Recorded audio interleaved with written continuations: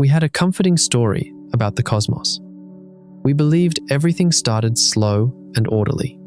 It was a good story, but when the James Webb Telescope looked into the first moments of the universe, it saw that this story was a lie. And the truth it found is not good at all.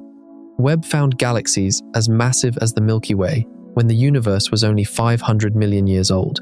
This defied our 13 billion year theory of evolution. These galaxies were forming stars 100 times faster than we allowed. Physically, they should not have been there, but that's not the most worrying part. This discovery suggests there might be a crack in the fundamental laws of the universe. Are we about to rewrite everything? If you are ready to face this shattering truth, then like the video and subscribe, because the model of the universe you know is about to crumble before your very eyes. Let's begin. For years, the scientific world believed the beginning of the universe was calm and slow. They assumed that after the Big Bang, everything began gradually. Small, faint galaxies, slowly growing stars. A patient construction that took billions of years. This was the story we all trusted. But then, the James Webb Space Telescope looked into that darkness, and what it saw shattered that calm story to pieces. We now know that the dawn of the universe was not a whisper, it was an explosion, because Webb is not an ordinary telescope, it is a time machine. This idea might sound like science fiction, but the physics behind it is incredibly simple. Light is fast, but it is not infinitely fast. Therefore, it takes time to travel. When you look at the moon, you see it as it was a little over 1 second ago. When you look at the sun, you are looking 8 minutes into the past. The light traveled that distance. Only then did it reach your eyes. Now take this simple idea and spread it across the entire cosmos. Some galaxies are so distant, their light has been on its way to us for billions of years. When Webb captures this light, it sees those galaxies as they were billions of years ago. That is why that image is an ancient photograph, and this machine was designed for this exact job. It was parked a full 1.5 million kilometers from Earth. That is 4 times the distance to our moon. There, away from the heat of the Earth and the sun, it waits in the silence of deep space. But that's not its main secret. Its real secret is its massive golden mirror, 6.5 meters wide, as tall as a 2-story house. A bigger mirror means more light. And we need every single photon of that ancient, faint light, because this telescope sees in a color our eyes cannot, in the infrared, just like the heat our bodies radiate. That old light from the early universe stretches during its journey of billions of years. Its wavelength gets longer. Its color shifts to red, and from there to infrared. That is why an ordinary camera could not see it. But Webb can, on one condition. It must not be blinded by its own heat. That is why Webb carries a giant sun shield the size of a tennis court. This shield keeps the telescope's mirror colder than -230 degrees Celsius. Only in this freezing cold can it feel the faint warmth of the first galaxies.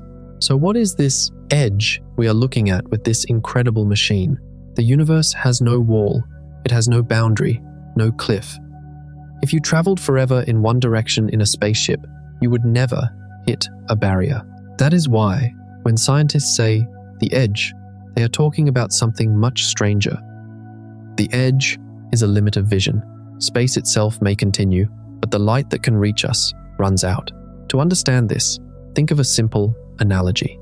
You are standing on a beach at night, looking out at the ocean. You cannot see the whole sea. You only see as far as the light reaches. The darkness swallows the rest. But you know the water continues on. You just can't see it. The universe works in a similar way. We can only see as far as light has had enough time to reach us since the Big Bang. The light from beyond that point has not reached us yet. That is why we call the sphere, containing everything we can see, the observable universe. The edge in our story is the outer circle of this sphere. And what makes this circle so special is exactly this. Because the farther you look, the more of the past you see. Distance is time. The edge of the observable universe is the oldest thing we can see. The universe is about 13.8 billion years old. The galaxies at that edge where Webb is looking sent out their light when the cosmos was only a few 100 million years old. They were the first generation, the beginning of structure in the universe. Scientists call this period the cosmic dawn, the moment when the first stars and first galaxies began to flicker into existence. But seeing this dawn seemed impossible. The light was both too faint and too old, until Webb focused on that darkness. There is one single measurement that governs everything in this hunt: redshift. The name might sound technical, but the idea is very simple and is actually something you hear every day. Think of an ambulance speeding past you.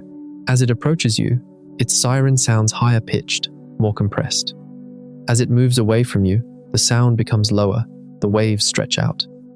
The ambulance's siren never changed. It was just that the sound waves were compressed, coming towards you, and stretched, going away. Light does almost the same thing, because light also travels in waves, and the universe is expanding. This is the single biggest fact in space science. Everything is moving away from everything else, like raisins in a loaf of bread dough, rising in an oven. The galaxies are those raisins. Space itself is the dough.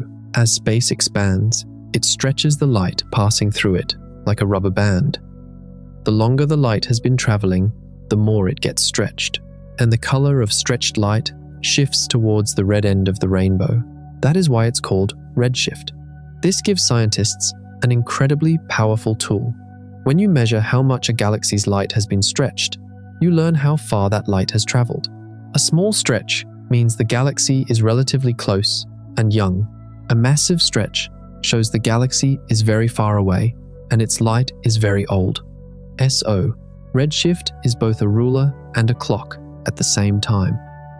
For example, when you hear that a galaxy has a redshift value of over 10, that's an alarm bell.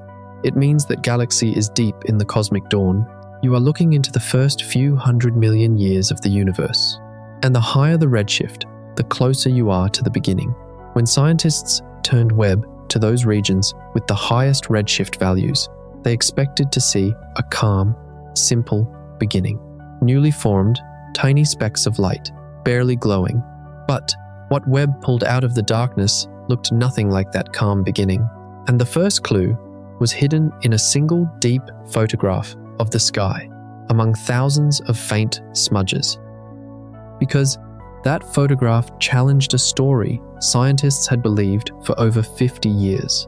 A careful, step-by-step story they had tested, checked, and trusted. And that story went like this. In the very beginning, right after the Big Bang, the universe was almost completely smooth.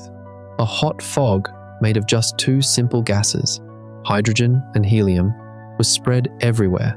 There were no stars, no galaxies, just a faint afterglow left over from the birth of everything. But this cosmic soup was not perfectly even. Some spots held just a tiny bit more gas than others. These slightly heavier spots had a slightly stronger gravity. And gravity is patient. For millions of years, it pulled more gas into these dense pockets. Eventually, a pocket became heavy enough to collapse in on itself and ignite. The first star was born, then others followed. Small clusters of stars came together to form the first small galaxies. They were faint, small, and clumpy. That's the key word in the old story. Slow. Everything was supposed to take time. Small galaxies were expected to come together and slowly merge to form larger ones. Imagine small streams combining to form a river, and rivers combining to form a sea. Galaxies were supposed to grow the same way, piece by piece, over hundreds of millions, even billions of years. Large, majestic galaxies, like our own Milky Way, were supposed to be the final product of this long, slow climb. The chemistry followed the same slow clock, because the universe contained only those two light gases. Every heavier element, like the carbon in your body, the oxygen you breathe, the iron in your blood, had to be cooked inside stars and thrown out when those stars died. This requires many generations of stars to live and die. Therefore, the early universe should have been chemically simple. Almost no heavy elements, just simple gas and a few young stars. But the galaxies Webb found broke every single piece of this picture. These old galaxies were shining too brightly, and a bright galaxy is a busy galaxy.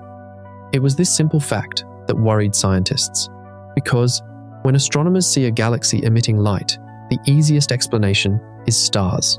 Lots of stars. Especially big, hot, blazing stars that shine like floodlights. To assemble so many stars, a galaxy normally needs time. It has to pull in gas, form stars in succession, and slowly accumulate enough to shine that brightly. That is why brightness is a rough measure of how mature a galaxy is. More light usually means more stars, and more stars usually means more time has passed. A blazing galaxy should be an older galaxy. Now, remember where Webb was looking. At the cosmic dawn, at galaxies from the first few 100 million years after the Big Bang, the universe was a newborn. There had not been enough time to build large, bright, star-filled galaxies. The old story said these places should be small, faint sparks, just beginning to flicker. But Webb found some of them were blazing instead. A few of these first galaxies were shining with the power of billions of suns. This was a light a half-built baby galaxy should never be able to achieve. It was like opening the door to a kindergarten and seeing that some of the children were already 6 feet tall. The age did not match the size. Something was wrong. So, scientists were faced with two uncomfortable options, and both of them shook the old story. Maybe these galaxies really were full of stars. If so, the early universe had built massive heaps of stars at lightning speed, a speed no model allowed.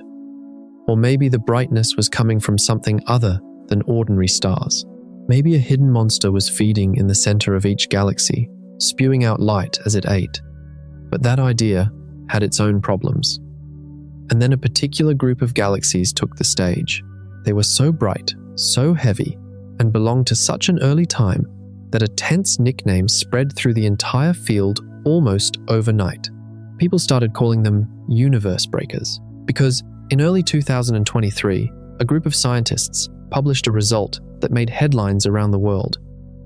In Webb's data, they had found 6 galaxies that should not exist. These 6 were located at a time about 500 to 700 million years after the Big Bang, a young period by cosmic standards. The universe had lived only a tiny fraction of its life, and yet these galaxies appeared massive. How massive? Some of them seemed to have as many stars as our own massive home, the Milky Way galaxy. The Milky Way is a wheel of a few 100 billion stars. It took most of universe history to build it, a slow growth of more than 13 billion years. But these 6 galaxies appeared to have grown a Milky Way's worth of stars in just a few 100 million years. It was like watching a baby grow into a full-sized adult in the first week of its life. The timeline did not allow for it. So, the nickname wrote itself. People called them universe breakers because their existence seemed to break the rules for how galaxies should grow, but caution was needed. So, scientists split into 2 camps. One camp said, wait, when we measure these numbers properly, they will come back down to normal. The other camp said, Webb is consistently showing us very large and very bright early galaxies, and a few corrections won't erase this pattern. So, were these numbers real or just an illusion? And in the summer of 2022, scientists finally pointed Webb at the deep sky and took its first long exposure. The image that came back changed the air in every astronomy lab on Earth. The photo looked simple at first. A black square, sprinkled with glowing dots, like dust motes caught in a sunbeam. But each of those dots was a galaxy, thousands of them, packed into a single frame. And here is the part that will blow your mind. That entire crowded photograph covered a patch of sky smaller than a grain of sand held at arm's length. Pick any tiny, empty-looking spot above you, cover it with a grain of sand, and Webb found thousands of galaxies hiding behind it. That is how full the universe is. Scientists saw the closer galaxies as clear spirals and bright blobs, but they were after something else. They wanted those faint red specks scattered in the background, so faint they almost vanished into the black. Those were the prize, because red meant stretched light. Stretched light meant immense distance and ancient age. The team started picking out the reddest, faintest dots and asked the key question: how far? How old? They ran the light through their instruments and measured the stretch. The redshift numbers began to climb: 10, 11, 12.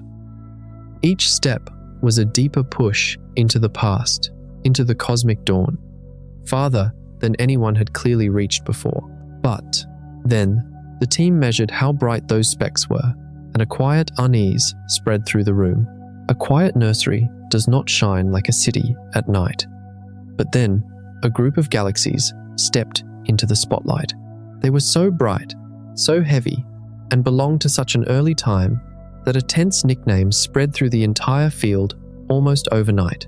People started calling them universe breakers. A paper published in early 2023 shook the world. In Webb's data, they had found 6 galaxies that should not have existed. These 6 galaxies belong to a time just 500 to 700 million years after the Big Bang. The universe was still a baby. But these galaxies looked massive.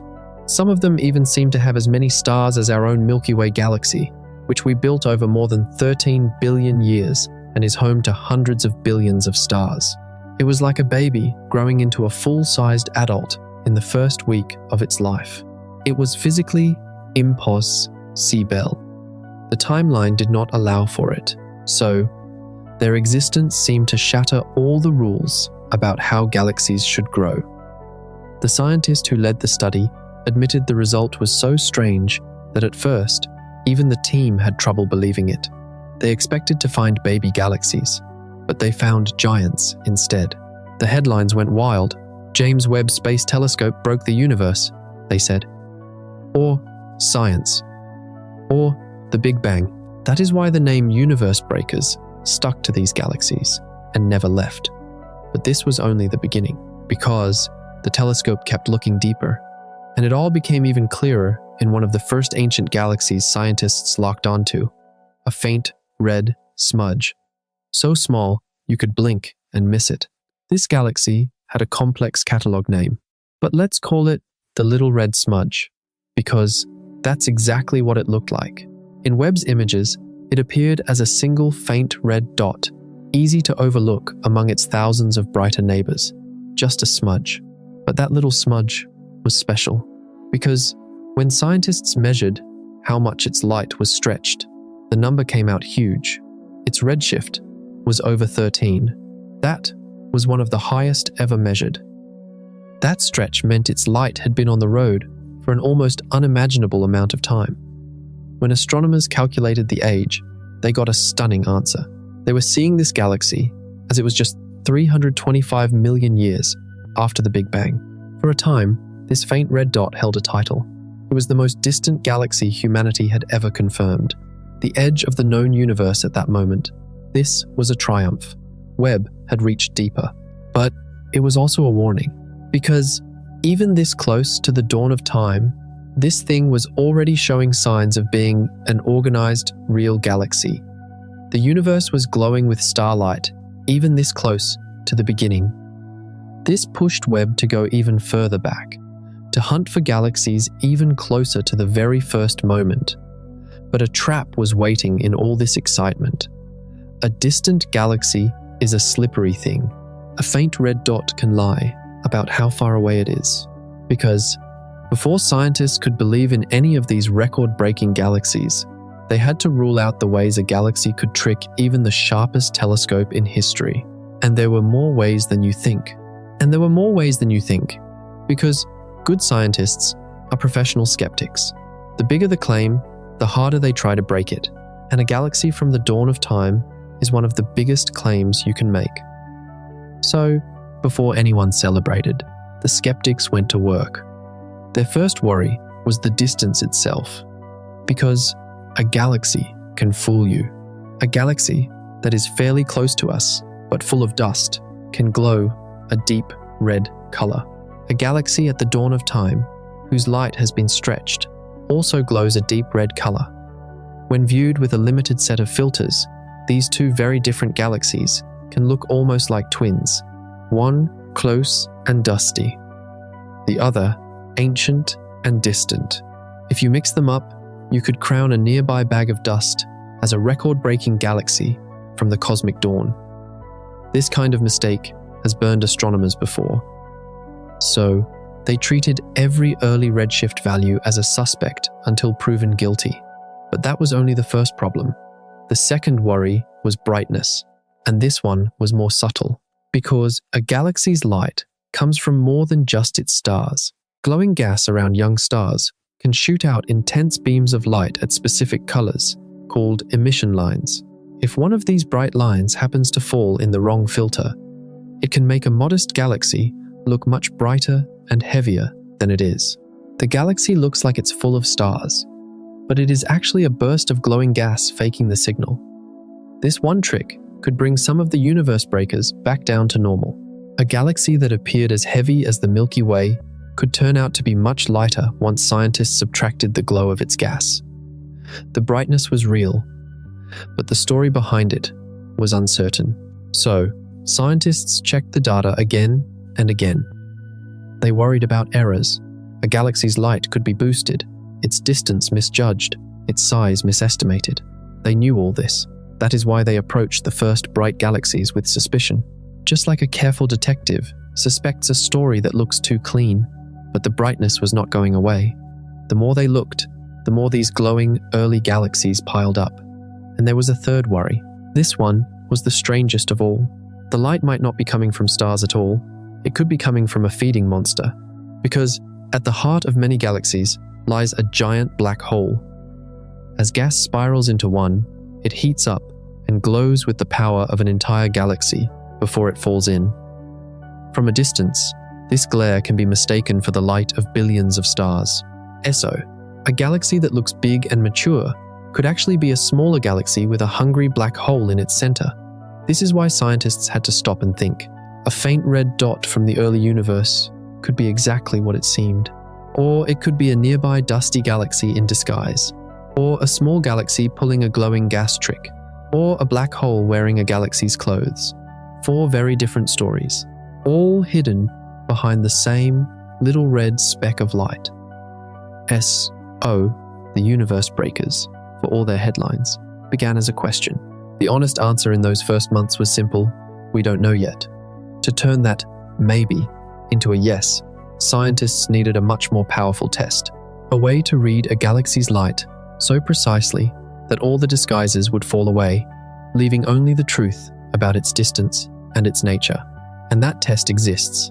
And when they finally used that test on these ancient galaxies, the disguises did fall away, one by one. And what was left was a pattern that scientists could no longer ignore. So, what was the scientific reality behind this pattern? How did scientists reveal the true nature of these mysterious galaxies? Because there is a tool that cuts through all the disguises, and it's called spectroscopy. The word may sound heavy, but the idea behind it is both beautiful and simple. Start with a rainbow. When sunlight passes through a prism or raindrops, it splits into a band of colors. Spectroscopy does the same thing to a galaxy's light. It takes that faint smudge and spreads its light out into a full spectrum, every color laid out side by side. And inside that spectrum of colors, nature hides a fingerprint, because every type of atom, hydrogen, helium, carbon, oxygen, interacts with light in its own special way. Each one absorbs or emits light at very specific colors, and no element copies this pattern. Hydrogen leaves one set of marks. Oxygen leaves another. When you spread a galaxy's light into its full spectrum, these marks show up as sharp lines at fixed points in the rainbow. These lines are a fingerprint. When you read them, you learn what the galaxy is made of. You can tell which elements are present. This tells you whether a galaxy is simple and young or already enriched with heavier stuff. But the fingerprint does something even more powerful. It pins down the distance. Because scientists know exactly where the lines for each element should be when the gas is at rest. In a distant galaxy, those lines are pushed toward the red end of the spectrum, stretched by the expanding universe. By measuring how much the entire fingerprint has shifted, scientists read the redshift with stunning precision, a definite number, locked in by the laws of physics. It's the difference between an estimate and a verdict. The quick color method says a galaxy is probably far away. But spectroscopy says this galaxy is at exactly this distance, no debate. It's the gold standard that turns a candidate into a confirmed fact. And it also exposes the fakes. Remember the nearby dusty galaxy that could mimic a high redshift? Under spectroscopy, its fingerprint shows up in the wrong place, and the disguise breaks. Remember the feeding black hole that could mimic a galaxy's brightness? Its light leaves its own distinct marks, wide and wild, from gas swirling at tremendous speeds around the black hole, very different from the calm glow of ordinary stars. Spectroscopy can tell the two apart, but there is one catch. Spreading a faint galaxy's light into a full spectrum requires a lot of light, and these early galaxies are faint. Webb sometimes has to stare at a single target for hours, even tens of hours. It gathers every speck of light until the fingerprint comes into focus. It is slow, patient, expensive work. You can't do it for every dot in the sky. So, scientists save it for the most important targets, for the galaxies that could rewrite the story. And that is exactly what they did with the strangest early galaxies. They pointed Webb at them and held its gaze for hours, letting the ancient light pour in until each fingerprint came into focus. And when those fingerprints finally emerged, they settled the biggest question hanging over the whole field. These ancient galaxies really were as distant and as early as everyone had feared. The weird ones were real. The disguises were gone. What was left was a pattern, growing galaxy by galaxy, that scientists could no longer explain away. For the first year, the strange early galaxies lived in a grey area. They were candidates, maybes, exciting headlines, with a question mark stamped on them. A careful scientist could still hope it would all shrink away when the real measurements came in. Spectroscopy ended that comfort. Webb locked down the fingerprints of these ancient galaxies, one by one. The distances became facts, not estimates. Galaxy after galaxy was confirmed to be in the first few 100 million years of the universe, right where it shouldn't have been so bright or so grown up. And that turned the whole problem on its head. In the beginning, the burden of proof was on the scientists making the wild claims. They had to convince everyone these galaxies were real and truly ancient. Skeptics could cross their arms and say, "Prove it." But after enough confirmations, the burden flipped. Now the hard work was on the skeptics. The weird galaxies were proven. The pattern was measured. Anyone who wanted to keep the old, slow story of the cosmic dawn had to explain away a growing pile of confirmed early galaxies, stamped with a gold standard distance. It became like a court case, where the evidence was piling higher and higher on one side of the room. A single weird galaxy is an anomaly you can shelve and forget. A handful might be a coincidence, but Webb kept finding them and confirming them in every patch of sky. Some of the numbers that looked crazy at first did come down to normal, just as the cautious camp predicted. A few galaxies that looked as heavy as the Milky Way turned out to be lighter when scientists measured them properly. But here was the key point. Correcting the numbers didn't solve the problem. Even after the corrections, even when the masses were pulled back to normal, there were still too many galaxies that were too bright, too developed, and too early. And Webb's pattern reached its sharpest point in the most distant object we have ever found. Because, in January 2026, scientists announced a new champion. They had confirmed the most distant galaxy ever seen, and it shattered the old record. Its name is Maisie's galaxy, JWST-140. But let's call it the record holder, because its name doesn't matter as much as what it means. This galaxy sits at a redshift value of over 14. That is the highest anyone has ever confirmed. Its light is so stretched that it is on the very edge of what Webb can even detect. To even find it, the telescope had to reach deeper into the past than ever before. The record holder was a real, working, shining galaxy, already switched on, lit up, and filling the young cosmos with light. Just reaching this far back was a historic triumph. Webb had gotten closer to the birth of the cosmos than any instrument in history, but the distance was only the beginning of the story, because when scientists looked closely at the record holder, they found 3 things that did not fit, all packed into one tiny galaxy. It was too bright, it was too dense, and it was too chemically rich for its age. Each of these features alone would raise an eyebrow, but when they came together in a galaxy this early, they summarized the entire cosmic dawn crisis in a single object. Too bright meant it was bursting with light. This was the same problem the universe breakers raised, now just pushed even further back in time. Too dense meant all this light was packed into a tiny area. An entire galaxy was squeezed into a fierce, intense knot, smaller than scientists expected.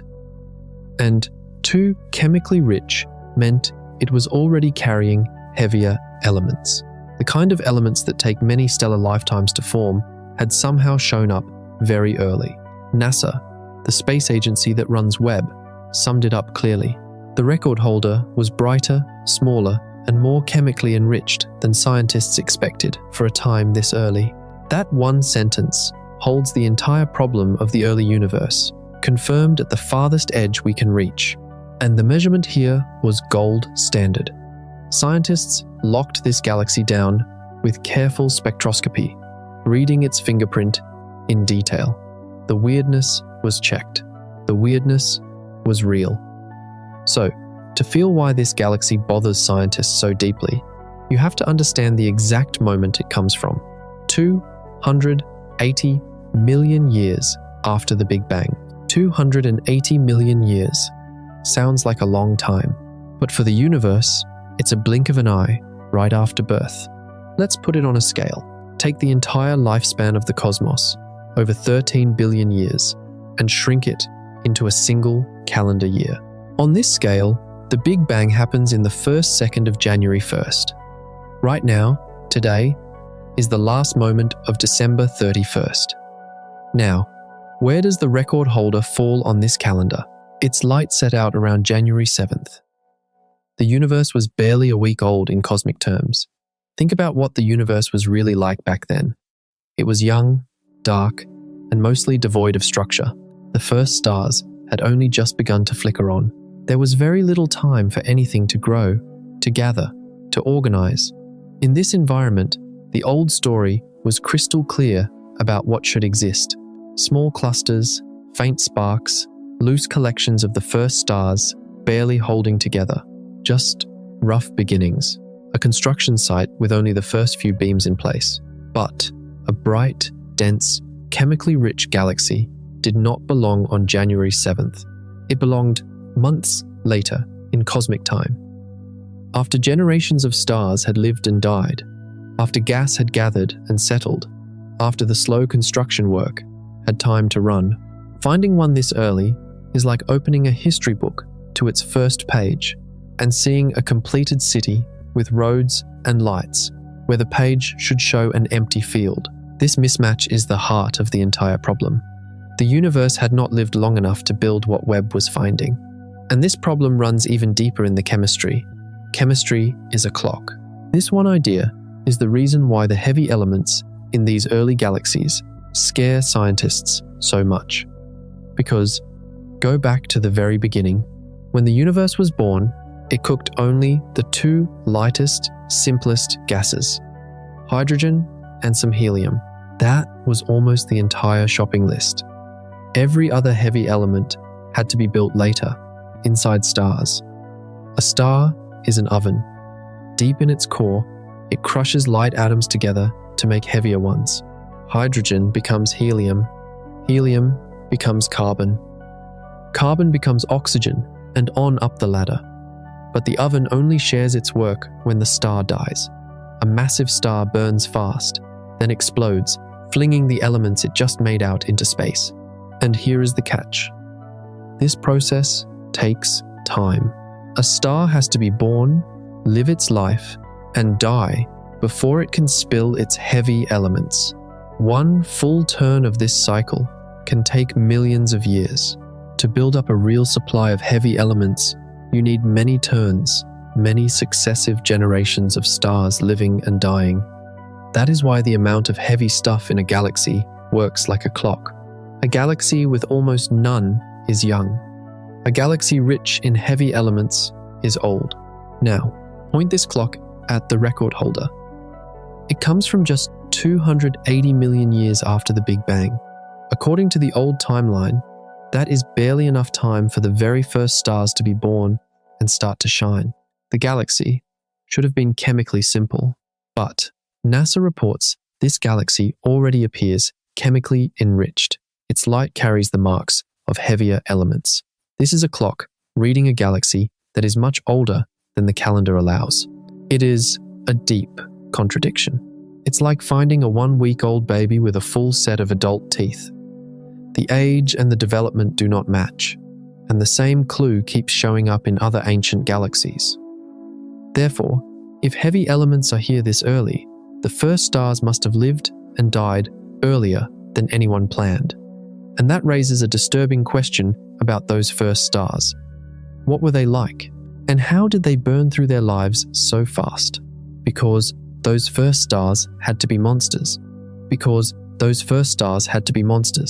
To understand why the early universe got so rich so fast, you have to meet them. These stars were born from the pure early gas, pure hydrogen and helium with nothing heavier mixed in. This simple recipe changed everything about them. 8.2. In today's galaxies, a gas cloud carries traces of heavier elements that help it cool down, fragment, and form lots of small stars like our Sun. But the early gas didn't have this help. It struggled to cool. So, instead of breaking up into many small stars, it collapsed into a few giant ones. How giant? Scientists believe the first stars may have been tens or even hundreds of times the mass of our Sun. Massive glowing balls of gas, far bigger and hotter than almost any star we see today. And here is the rule that governs a star's life. The bigger the star, the faster it burns. A giant star is greedy. It burns through its fuel at a reckless rate and runs out quickly. Our Sun will live for about 10 billion years, calm and steady. But these early giants may have lived for only a few million years before they burned out. In cosmic terms, they flashed on and died in an instant. And when one of these giants ran out of fuel, it tore itself apart in one of the most violent events the universe can produce, a massive explosion. In that explosion, the oven flung all the heavy elements it had just made, the carbon, the oxygen, and more, directly out into space in one fiery moment. Now you can see how the early universe could get rich so quickly. If the first stars were giants, and giants live fast and die young, then the first generation could have been born, burned, and exploded within just a few million years. That's a heartbeat in cosmic time. A single round of monster stars could have seeded the young cosmos with heavy elements almost as soon as it began. But these first blazing stars did something else, something that should have made the early universe almost impossible to see. They lit their fires inside a thick fog that filled all of space, and the fact that Webb could see straight through that fog is a mystery in itself. Once upon a time, the universe was blind. You couldn't see through it, not even with the sharpest eyes in existence. A thick fog filled all of space, and it completely swallowed the light. To understand this, go back to the early cosmos again. After the Big Bang, the universe cooled into a vast sea of hydrogen gas. This gas was neutral. That's a scientific word that means it was calm and uncharged. But calm hydrogen has a bad habit. It catches certain kinds of light and holds onto them. Light tries to pass through the gas, gets absorbed, and never makes it through. That's why the young universe was foggy. Imagine a morning fog so thick you can't see a friend standing a few feet away. Now spread that fog across the entire cosmos. Any light trying to get through would be trapped and scattered. Scientists call this period the cosmic dark ages because the universe was full of gas, but it was impossible to see into it.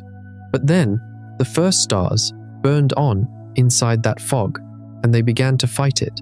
A blazing star gives off fierce ultraviolet light, a type of high-energy light. When this light hits the calm hydrogen fog, it rips the gas apart, knocking electrons off the atoms. Scientists call this ionizing the gas. And here is the key point. Once hydrogen is broken apart like this, it stops catching light. The fog becomes transparent. Light can finally fly through. So, as the first stars and galaxies lit up, they slowly burned away the fog around them. The universe turned from a thick grey fog into a clear, transparent cosmos. And this great clearing has a name. Scientists call it re-ionization, the era when the lights came on and the fog lifted. But in the old, careful version, the fog was supposed to stick around for a while. It was supposed to stay thick for the first few 100 million years, only slowly clearing as more and more stars joined the fight. This meant that light from the earliest galaxies should have been hard to catch, because it had to claw its way through a still largely intact fog. Certain kinds of light should have been blocked almost completely, and then Webb looked at an early galaxy, and it saw the very signal the fog was supposed to swallow. It was shining through, clear and strong, at a time when the curtain should have been down. Something had burned a hole in the fog much earlier than the old timeline allowed. This galaxy also has a complex name, so let's call it the early beacon. Because it was shining in the dark when it shouldn't have been. Webb saw the early beacon as it was about 330 million years after the Big Bang. This was deep in the cosmic dark ages, when the hydrogen fog should have still been thick and grey across most of space. According to the old timeline, this galaxy was embedded in fog. But when scientists spread its light into a fingerprint, they found a strong, clear signal of glowing hydrogen. In the early universe, this was the one signal the fog was supposed to eat for breakfast, but the fog didn't eat it. The glow came through loud and clear, like a lighthouse beam cutting straight through a storm that was supposed to hide it. This single result punched a hole in the old timeline. If the surrounding fog was still thick, that hydrogen glow would have been absorbed long before it reached us. The fact that we see it means that something cleared out the gas, at least near this galaxy, hundreds of millions of years before the careful story allowed. The universe was supposed to stay foggy and closed for a long time. The lights were supposed to come on slowly, but here is a galaxy at a time when the fog should be choking everything, practically shouting through it. There are a few ways to explain this, and both are exciting. Maybe this galaxy was a fierce little furnace, blazing with so much hot, young starlight that it ripped apart the fog in a huge region around it. Or maybe whole chunks of the early universe cleared out earlier than anyone thought. Either way, the curtain was rising ahead of schedule. This has a meaning far beyond one galaxy, because reionization is one of the single biggest turning points in all of cosmic history. It's the moment the universe went from closed and dark to open and clear. The early beacon says the schedule needs a rewrite, and this fits the pattern we keep running into. Too early, too bright galaxies. Too early, too rich heavy elements. Now, too early, clearing fog. Over and over, Webb is showing an early universe that did its big jobs faster and more violently than the slow story expected. The young cosmos was busier than we imagined. Stars burned hotter, galaxies grew faster. The fog burned off ahead of time. A picture is forming, and it points to a wild, violent, fast-moving dawn. But to clear that fog so early, a galaxy would have to do something dramatic to the space around it. it would have to carve out a bubble of clear space in the middle of the grey. And these bubbles turn out to be one of the most important features of the entire early universe. Because a young galaxy clearing the fog is a lot like turning on a lamp in a smoky room. The light doesn't clear the whole room at once. It carves out a glowing pocket of clear air right around the lamp, while the far corners stay hazy. The early galaxies did the same thing to the hydrogen fog. Each glowing young galaxy blasted out high-energy light that tore apart the gas nearest to it. A clear bubble of transparent space formed around each bright young galaxy, a pocket of clarity surrounded by a sea of grey fog, and when two bubbles touched, they merged into a bigger, clear region. Over time, bubble joined bubble, until the clear patches spread across the entire universe and merged, and the fog was finally gone forever. That is the real story of reionization. The lights came on unevenly. The universe cleared out piece by piece, bubble by bubble, in a slow, patchy sweep that took hundreds of millions of years. Now you see why the early beacon is so important. For its bright hydrogen glow to reach us, that galaxy must have already inflated a large, clear bubble around itself. This tells scientists something powerful. The first galaxies were ferocious, and this connects directly to everything else Webb is screaming at us. A galaxy bright enough to punch an early hole in the fog is also a galaxy that is churning out stars at a reckless rate. The same violent activity that makes these galaxies so bright and so chemically rich is what allows the fog to clear ahead of schedule. Every clue points to the same kind of place, a young universe full of intense, hard-working galaxies doing big jobs fast. But where is all this ferocious light actually coming from? Because scientists are beginning to suspect that some of it isn't starlight at all, because the only thing these distant galaxies send us is light. We squeeze everything we know about them out of that light.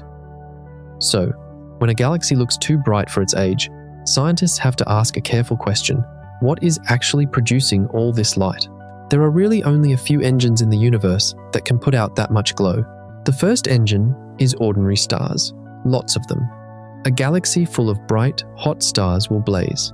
But we've already seen why this is a problem. To shine this brightly this early, a galaxy would have to build a giant pile of stars at a rate the old models barely allowed. The second engine is stranger and far more powerful. A feeding black hole at the center of a galaxy. A black hole by itself gives off no light.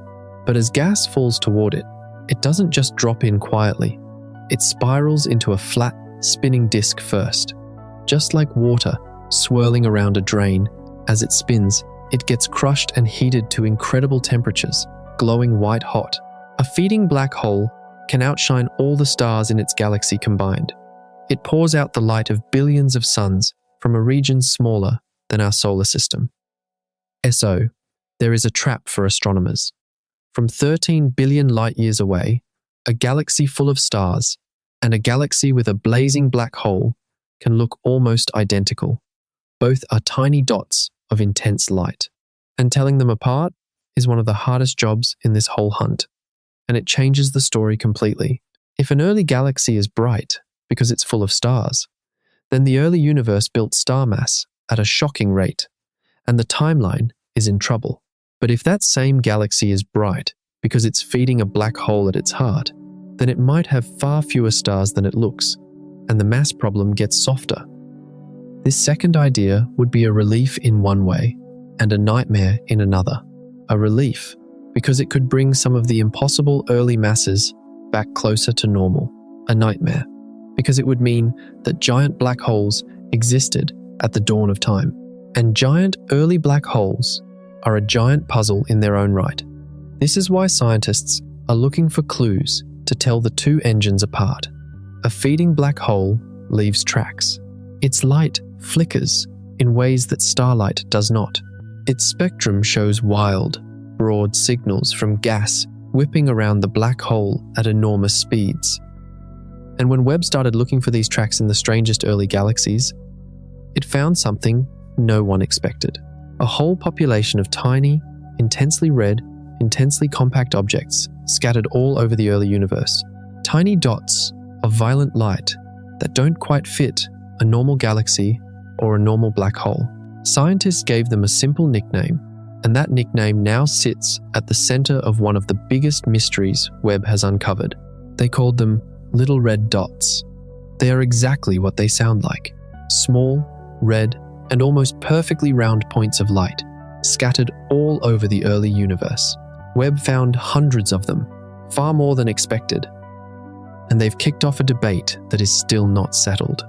At first glance, a little red dot looks like a small, faint galaxy, but its light tells a confusing story. Some of the glow looks like a feeding black hole, with the fast, wild gas signals that giant black holes produce. Another part of it looks like old, established starlight. These two clues seem to point in opposite directions at the same time. The leading idea is a disturbing one. Many scientists think the little red dots are mostly powered by black holes feeding hard in the centers of small, early galaxies. If that's true, it would explain a lot, but it trades one giant problem for another. To shine this brightly, this early, these black holes would have to be huge, millions of times the mass of our sun, and they would have to exist when the universe was only a few 100 million years old. This is the new nightmare. Black holes are not supposed to get this big this fast. Think about how a black hole normally grows. It starts smaller and feeds on gas over time.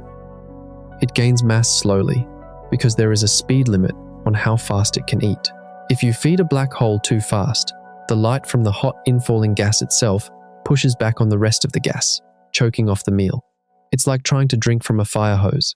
After a certain point, the force sprays the food right back out of your mouth. According to this speed limit, a black hole that started small after the Big Bang should still be modest after a few 100 million years. It should not be a giant yet, but the little red dots and other early galaxies are pointing to giant black holes sitting there very early.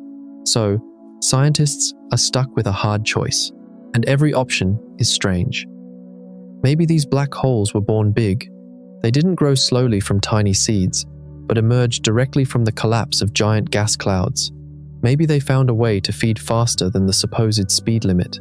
Or maybe the little red dots are something we have never seen before, a whole new kind of object from the early universe that breaks our neat categories. But whatever they are, the little red dots are delivering the same brute message as everything else Webb has found. The early universe built big things fast. Big galaxies, big black holes, rich chemistry, cleared fog. All of it far ahead of the old schedule. And brightness is only half of why these galaxies feel wrong. The other half is their size. Because besides being too bright and too rich, these ancient galaxies are also weirdly, impossibly small. And that smallness hides a clue of its own. Here's something that sounds backwards. One of the most disturbing things about these early galaxies is how small they are. Our Milky Way is a sprawling pinwheel. If you could fly across it at the speed of light, the journey would take about 100,000 years. It is a vast, loose city of stars, spread thinly over a huge area. The early galaxies Webb keeps finding are the opposite of sprawling. They are small and tightly packed. Some of the brightest ones cram a huge amount of light, and possibly a huge amount of stars, into an area only a few hundred or a few thousand light years across. Imagine taking a galaxy's worth of brightness and squeezing it into a violent, intense knot. It's like cramming all the people of an entire city into a single stadium. This tight packing makes the brightness problem even worse. It's one thing to have a lot of stars, but it's another thing to have a lot of stars packed into a tiny volume, all shining from almost the same spot at the same time. The light pouring out of every part of these galaxies is astonishing, far higher than anything in the calm, spread-out universe we live in today. And density changes how a galaxy behaves. When you pack stars and gas this tightly, everything accelerates. Stars form faster because the gas is compressed and dense. Stars die and explode close together, and their explosions slam into nearby gas, triggering even more starbirth. The whole place runs hot and fast. A pressure cooker compared to the slow simmer galaxies of today. This fits the violent picture that's been building throughout our story: a galaxy. This compact is a galaxy, building and burning at full tilt, under intense pressure. It would explain the violent light, the early heavy elements, and the power to clear the fog. But the smallness raises a deep question of its own. How did so much matter gather into such a small space so early? In the old, slow story, structure builds gently over a long time. But an intense, compact, fully lit galaxy at the dawn of time means that matter had to rush together much faster and much tighter than the gentle version allowed. Something had to pull all that gas into one small spot in the beginning, hard and fast. And that points to a hidden hand we cannot see, an invisible kind of matter that shapes everything in the universe with its gravity. They've known about it for decades and still can't say what it is. They call it dark matter, and dark matter might hold the key to how the early universe built its galaxies at such a breakneck pace. And in the midst of all these breakneck discoveries, now is a time to stop and reflect, because there is something almost unbelievable behind the very act of seeing these galaxies. The light in that photograph is not a live feed. It is a message in a bottle, sealed more than 13 billion years ago, that is only now washing up on our shores. The light web captured from the record holder began its journey more than 13 billion years ago. To imagine what this means, slow everything down. A tiny speck of light, what scientists call a photon, leaves that ancient galaxy. At that moment, there is no Earth, no Sun, no Milky Way as we know it. The galaxy flings the photon into the darkness, and the photon begins to fly. It flies at the highest speed there is, the speed of light, almost 9.5 trillion kilometers every year. But it has so far to go that it travels for more than 13 billion years without stopping. Year after year, age after age, that one photon keeps crossing the darkness. As it flies, the universe around it changes. Stars are born and die. The first galaxies grow and merge. Our own sun forms, with the Earth circling around it. Life appears on that Earth, crawls out of the sea, and slowly builds cities that ask questions about the sky. The dinosaurs come and go. Humans rise. All of this happens while that single photon is still in flight, still crossing the void, and space itself stretches the entire time. Remember the rising bread dough? As the photon travels, the universe keeps expanding underneath it, stretching its wave longer and longer. The light that started as a normal glow gets stretched to infrared, the heat light only Webb can see. The photon arrives tired, stretched, and faint, carrying the fingerprint of a galaxy from the dawn of time. Then, after 13 billion years of flight, it lands on Webb's golden mirror, a single ancient photon finally caught. Here is the strange truth that comes with all this. The galaxy on the screen is a ghost. We see it as it was when that light set out more than 13 billion years ago, a snapshot of the deep past. In reality, that galaxy almost certainly does not look like that anymore. It has had 13 billion years to grow, to merge, to change, maybe to be torn apart and rebuilt into something else entirely. The version we study tonight has not existed for billions of years. We are looking at a photograph the universe took of itself long before there was anyone to look. This is the secret power of a telescope like Webb. It sees back in time. Every distant galaxy in its images is a different page from the universe's past, frozen in ancient light. The farther Webb looks, the deeper into history it reads. That is why, when Webb looks at the record holder, it is reading the very first pages of the cosmic story, written in light that set out when Earth wasn't even a thought. We are given the chance to hold that ancient message in our hands and study it line by line. And one line on that page refuses to make sense. Because when scientists read the fingerprint in that ancient light, they found the traces of heavy elements. Carbon, oxygen, the building blocks of planets and people. Elements that should take generations of stars to create were somehow already present when the universe was only a week old on our calendar. How did the dawn of time get its hands on the materials of life so early? This brings us to one of the deepest paradoxes of our relationship with the universe. On one hand, there is the mind-boggling vastness of a 13.8 billion-year-old cosmos. On the other, there is our brief, momentary existence. How is it that such fleeting beings can bear witness to such a permanent beginning? This is the tragic but beautiful truth of our momentary existence. Compared to 13.8 billion years, a human lifespan of 80 years is almost zero. We are less than a blink of an eye on the universe's timeline. This holds a cosmic sadness. We can only see a tiny fraction of this story. Those first galaxies shone billions of years ago, and the universe will continue to exist for billions of years after. We can only look through this narrow window. This is the sadness of inaccessibility. To stand on the shore of eternity and know we can only watch the waves for a moment. To understand that we will never see the whole ocean. We will never know the whole story. And this is a truth that hits you with the smallness of being human. But here is the but moment. This transience is also what makes everything meaningful, because this brief moment is the moment we can bear witness. Yes, we are a blink, but we are a blink in which we can open our eyes and look. We are the moment when the universe can think about its own beginning. That 13 billion-year-old light washed up on our shores at the exact moment we built a telescope to catch it. This feels like more than a coincidence. It feels like an appointment. Those ancient photons reached us just when a mind emerged that could understand them. Therefore, yes, life is short. But this short life is long enough to look at one of the universe's deepest secrets, its own moment of birth. You are inside this paradox. Your existence is nothing when measured against the age of the universe.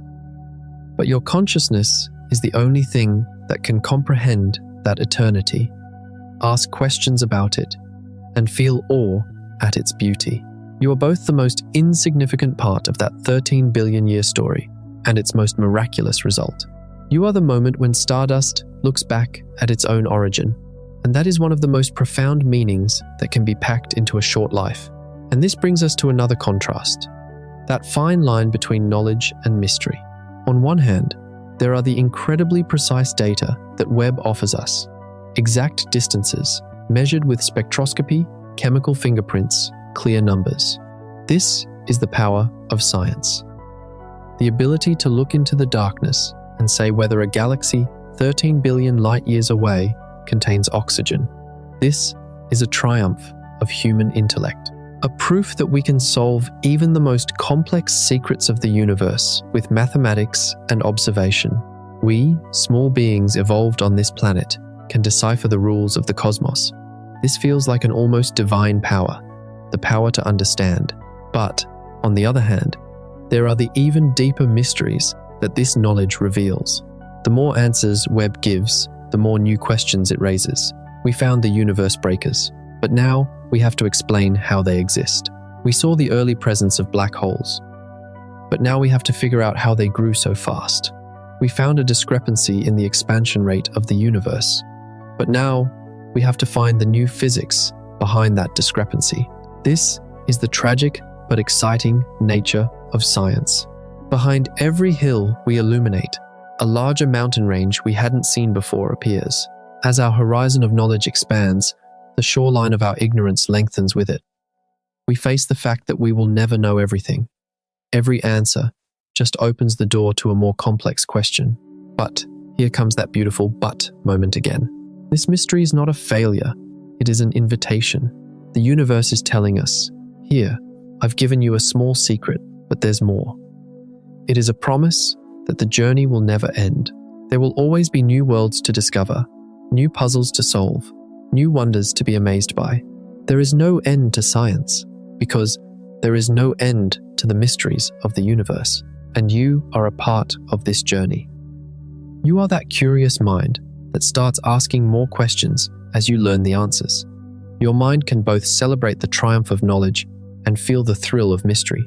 You are that explorer who both seeks answers and rejoices that there is more to be found. It is that sweet, that endless dance of knowing and not knowing. And this dance is one of the most exciting parts of being human. But there is one more contrast in this story, perhaps the most personal one. And there is one more contrast in this story, perhaps the most personal one, that deep, that universal tension between loneliness and connection. On one hand, there is the incomprehensible size and emptiness of the universe. Those galaxies in Webb's deep field photos are isolated islands of light, hanging hundreds of thousands, millions of light years apart.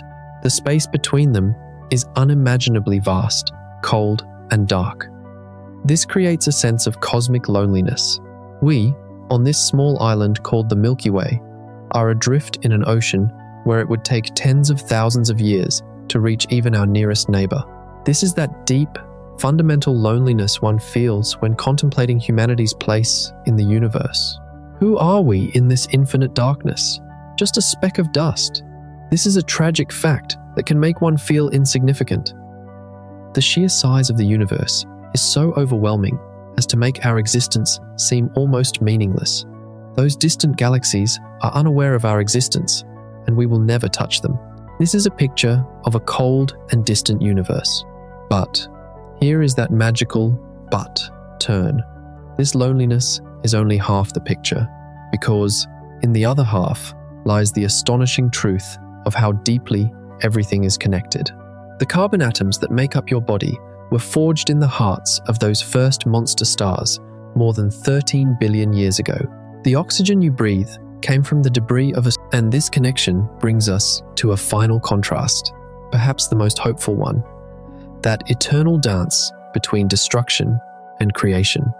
The early universe Webb shows us was a violent place.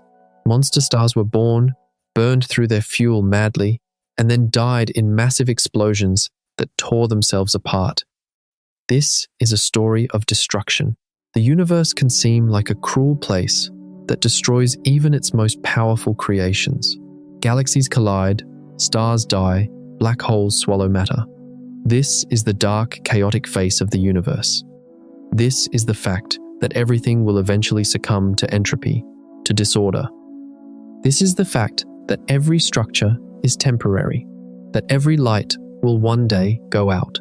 This is a tragic fact that reminds us of the fragility and transience of human existence. The fact that we too will one day be a part of this cosmic destruction. But here is that final, that most powerful but. This destruction is never the final word, because in the universe, every destruction carries the seed of a new creation. As those exploding stars died, they also scattered the building blocks of life, carbon, oxygen, iron, into the universe. Their death provided the material necessary for our existence. Without destruction, there could be no creation. This is one of the universe's deepest secrets. It is a system that is constantly reinventing itself. From the ashes of stars, new planets, new suns, and eventually new life forms are born. This is not a cycle of death, but a cycle of rebirth. And this is the most hopeful truth. This shows that the universe is biased, not towards chaos, but towards creation. This shows that even in the darkest moments lies the potential for a new beginning. You are a part of this cycle. Your existence is a result of those violent destructions billions of years ago. You are a phoenix born from those cosmic ashes. And your life, your consciousness, your creativity is a part of the universe's process of reinventing itself. You are living proof of how the universe can create beauty and meaning out of destruction. So, yes, destruction is real, but creation is also real. And in the story of the universe, creation always has the last word. In light of all these philosophical reflections, we now know that we are both insignificant and miraculous. We are both temporary and witnesses to eternity. We are both lonely and deeply connected to the fabric of the universe. These paradoxes summarize the complexity and beauty of our place in the universe. But Beyond these deep thoughts, there are also more practical, more scientific consequences of Webb's findings. Because the existence of these early galaxies is causing us to question not just our place, but the fundamental nature of the universe itself. There had to be an invisible scaffolding that made these galaxies so big, so bright, and so compact. And this scaffolding brings us to the door of one of science's greatest mysteries. This is a question that goes deeper than even stars and black holes. This is a question about the very fabric of the universe. And this question requires us to understand that invisible force behind everything, dark matter. Because maybe the real early start belonged to the part we cannot see, and the nature of that part could change this entire story. And the nature of that part could change this entire story because most of the universe is invisible. This is one of the strangest facts in all of science, and it sits at the center of this next puzzle. Everything you can see, every star, every planet, every galaxy, every person is made of ordinary matter. When you add it all up, it makes up only a tiny fraction of the stuff in the universe. The rest is hidden. About 5 times more mass is locked up in an invisible something that no telescope can photograph and no lab has ever made. Scientists call it dark matter. We know dark matter is there from its gravity. It doesn't shine, so no telescope can photograph it directly, but it pulls. Galaxies spin faster than their visible stars can account for, as if extra invisible mass is holding them together. Across the cosmos, the gravity of dark matter bends and shapes everything. It is the invisible scaffolding on which the visible universe is hung. Here is how that scaffolding builds galaxies. In the early universe, dark matter began to clump under its own gravity long before ordinary gas did. It formed huge invisible blobs that scientists call halos. Each halo is like a deep well of gravity, an invisible bowl sitting in space. Ordinary gas then rolled downhill into those bowls. The gas piled up in the center of each dark matter halo got dense and lit up as stars. So, galaxies are basically shining pools of gas and stars sitting in the bottom of invisible dark matter bowls. The halo came first. The visible galaxy formed inside it. Now the timing question comes back sharper than ever. For Webb to find big, bright, compact galaxies at the dawn of time, the dark matter halos that hold them must have formed even earlier. The invisible bowls had to be ready first, deep and powerful enough to gather the gas in a hurry. The scaffolding had to be up before the building went up. So, one possible answer to the whole mystery is hidden in the dark. Maybe dark matter clumped into deep halos faster than the standard story expected. Maybe those early halos were denser and more powerful, pulling gas together at a furious rate, and giving the first galaxies the early start they seem to have had. If the invisible scaffolding rushed ahead early, the bright galaxies inside it could have followed quickly. This idea is both exciting and unsettling.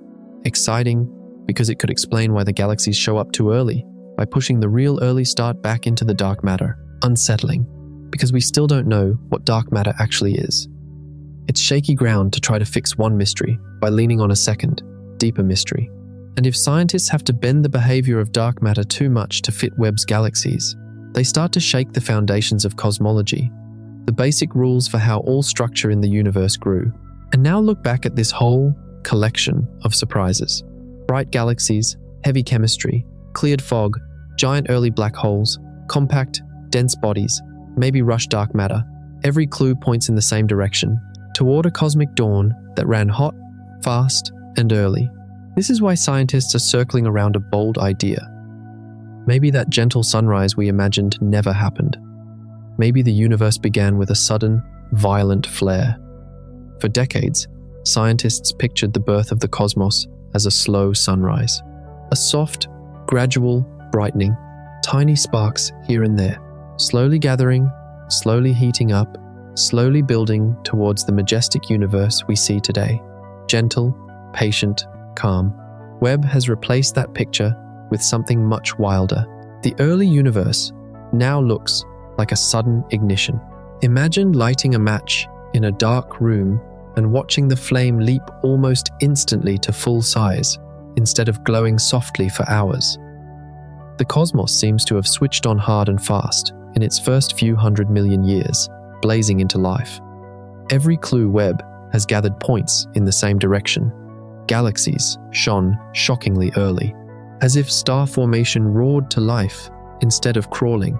Heavy elements appeared too soon, a sign of giant stars that lived fast and exploded quickly. The hydrogen fog burned off ahead of schedule, cleared away by galaxies violent enough to punch holes in the dark. Giant black holes may have been feeding when the universe was practically a newborn, and it was all packed into tiny, dense galaxies that ran like pressure cookers.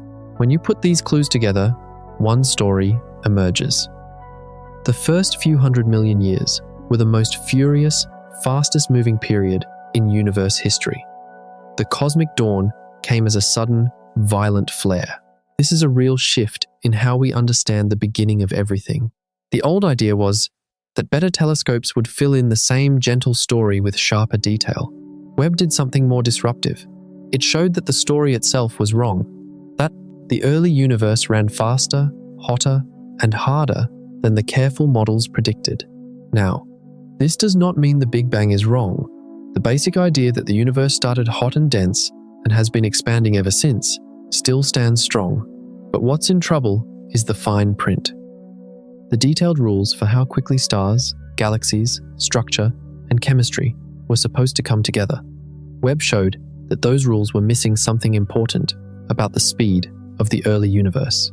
And just when you thought the trouble was over at the edge of deep space, it reaches toward us, to a question about the universe right here and now, because Webb's surprises go beyond ancient galaxies. The telescope has also waded into one of the fiercest arguments in modern science, a fight over a single, simple number. How fast is the universe expanding today? It sounds like a question with an easy answer. Measure the expansion, write down the number, move on. But when scientists measure it two different ways, they get two different answers, and those answers refuse to agree, no matter how carefully they are checked. This stubborn disagreement has a name: the Hubble tension. And Webb has just made it worse. The universe is growing. Every galaxy is, on average, moving away from every other galaxy, as space itself stretches. We met this idea before with the rising bread dough. The raisins are moving apart. Now we need to measure how fast that dough is rising. The speed of that stretch is one of the most important numbers in all of science. It tells us how old the universe is, how big it is, and where it's going. Scientists have been trying to pin it down for almost 100 years. To picture the problem, forget galaxies for a moment and think of a balloon with dots drawn on it. As you inflate the balloon, every dot moves away from every other dot. A dot on the far side of the balloon moves away faster than a nearby dot because there's more stretching rubber between you and it. The whole surface is expanding, and the farther apart two dots are, the faster they separate. Space works the same way. The farther a galaxy is from us, the faster it appears to be moving away.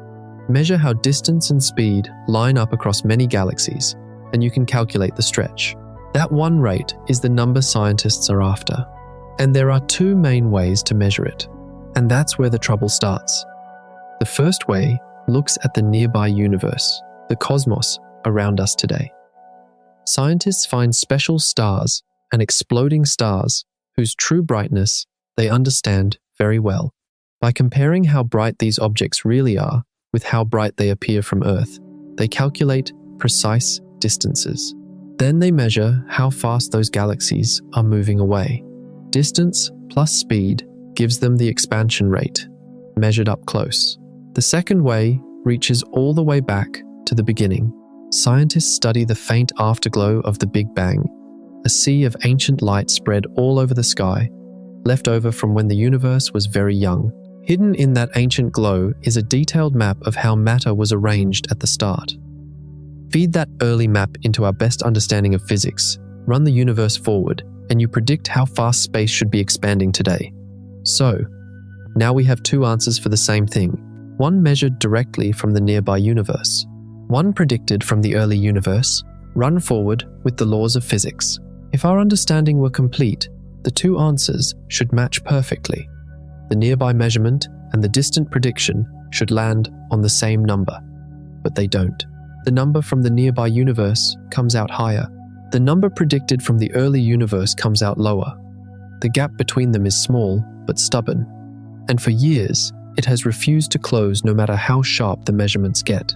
That gap is the Hubble tension. Two careful roads to the same number end up in two different places.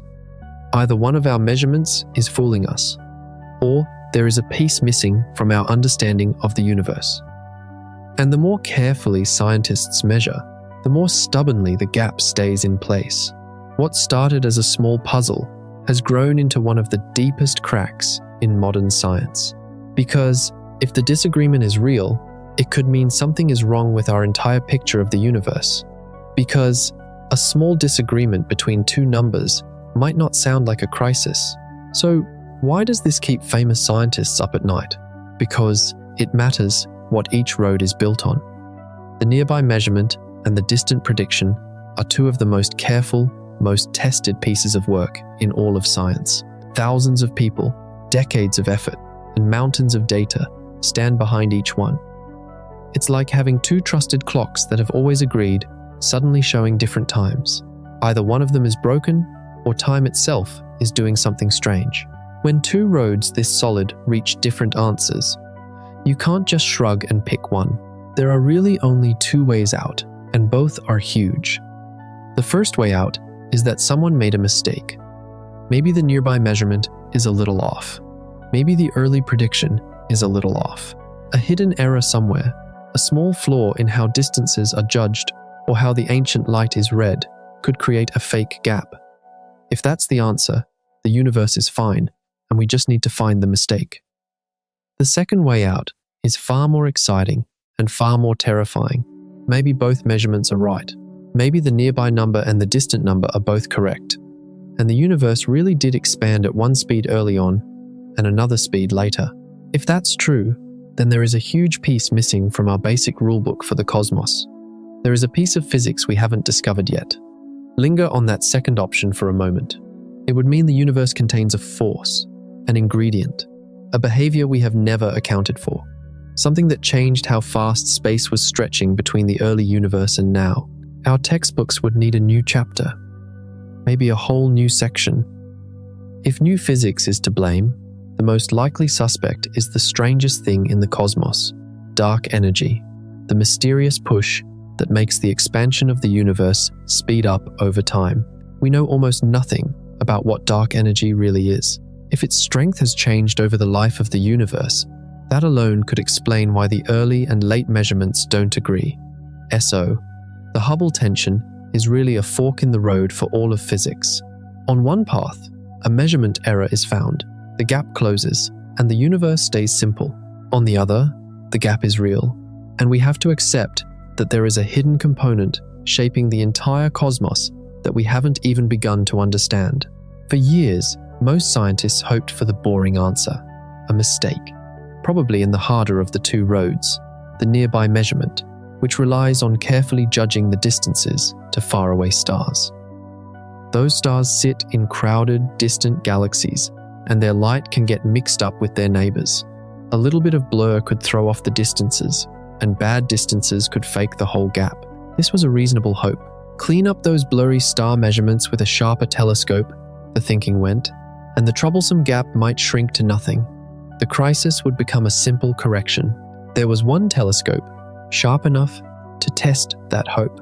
The same machine that had already shaken the early universe now turned its perfect vision on those very stars at the heart of the argument. And what Webb found, instead of solving the crisis, just made it deeper. End quote. The suspicion had a specific target. If the nearby measurement was wrong, the problem most likely lived in a special kind of star scientists use as a cosmic yardstick. These stars have a rare and useful habit. They pulsate, brightening and dimming over and over in a steady rhythm. And the speed of that rhythm reveals their true brightness. A slow pulsing star is truly very bright. A fast pulsing star is dimmer. Once you know a star's true brightness, you can judge its distance by how dim it looks from here. The dimmer it appears, the farther away it must be. Here was the worry. These pulsating stars sit in distant galaxies, surrounded by countless other stars. With older telescopes, the light from a pulsating star could get blended with its neighbors.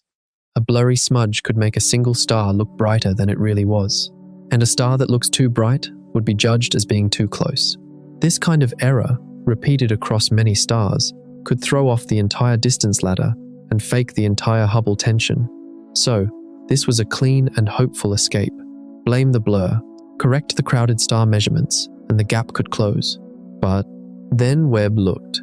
Webb's vision is so sharp it can cleanly pick out individual pulsating stars, even in crowded, distant galaxies. It separates each one from its neighbors in a way older telescopes could not. It was like replacing a smudged, foggy photograph with a crisp, perfectly focused one. If crowding and blur were faking the brightness, Webb's clean view would reveal it. The stars would change, the distances would correct, and the gap would shrink. But that is not what happened. When Webb measured those pulsating stars with its sharper eyes, the old distances were mostly confirmed. The nearby measurement did not collapse. The crowding worry, the great hope for a simple fix, turned out to be a much smaller problem than people had wished. The high nearby expansion rate held its ground. It was a quiet bombshell. Webb had closed the easiest escape route by checking the weakest link in the nearby measurement and finding it solid. The disagreement could no longer be dismissed as a blurry star problem. The local number was real, and it was still higher than the early universe predicted. Scientists had two suspects for the Hubble tension: a measurement error or new physics. Webb just made it much harder to blame the measurement error, at least on the nearby side. And every time you rule out the boring answer, the exciting and scary answer becomes more likely. The telescope built to study the dawn of time had waded into a second great mystery and just made it sharper, just like it did with the early galaxies. And by the year 2026, with the easy fixes fading, scientists took a hard look at where all the numbers actually stood. And the gap was still there, as stubborn as ever. Scientists had thrown everything they had at the Hubble tension. New telescopes, new methods, fresh measurements using different kinds of stars, different exploding stars, and entirely separate techniques that don't rely on the same ladder. If the high nearby number was a fluke caused by one bad method, all these independent paths should have veered off in different directions, and the disagreement would have dissolved into noise. But the opposite happened. Method after method, using different tools and different assumptions, kept landing near the same high value for the nearby expansion rate. This is the part that makes scientists nervous. The nearby universe keeps insisting on one answer. The early universe keeps insisting on another. Let's put the numbers on it roughly, just to feel the gap. The measurements tied to the nearby universe keep pointing to an expansion rate in the low to mid 70s in the units scientists use. The prediction drawn from the early universe lands several digits lower, closer to the high 60s. The two camps are separated by just a few units. That might sound small, but it's not small at all. The wiggle room in each measurement has shrunk so much that this small gap now sits far outside the range either side can explain away by chance. Both numbers are tightly measured. Both refuse to move toward the other. A small gap separates them, and that small gap has become a canyon that physics cannot cross. That's why the dream of a quiet solution has mostly faded. For years, the hope was that better data would gently bring the two numbers together. The opposite happened. Better data locked each one more tightly in place, separating the two numbers with more confidence. That is why the Hubble tension has grown from a curious puzzle to one of the biggest open questions in physics. It will not go away. It will not shrink. The harder scientists look, the more real it gets. Just like the impossible early galaxies at the edge of the universe, and the two mysteries may be whispering to each other. The same telescope sharpened both. The early universe is behaving strangely, building galaxies too fast. The expansion of the universe is behaving strangely, refusing to agree with itself. Some scientists are wondering if a single hidden idea, a single missing piece of physics, could be behind both surprises at the same time. But before we leap to a grand new theory, honesty requires asking one more tough question. We've ruled out a lot of simple mistakes. Could there still be a quiet error hiding in plain sight that makes this whole crisis go away? Because the history of science is littered with revolutions that turned out to be plain old mistakes, and good scientists always check the unglamorous answer first. In this journey, we have looked to the beginning of the universe, just after the Big Bang. But I didn't tell you something. What if there was a before? What if our Big Bang was the moment of another universe's death?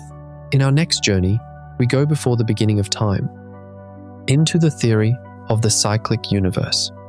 Are you ready?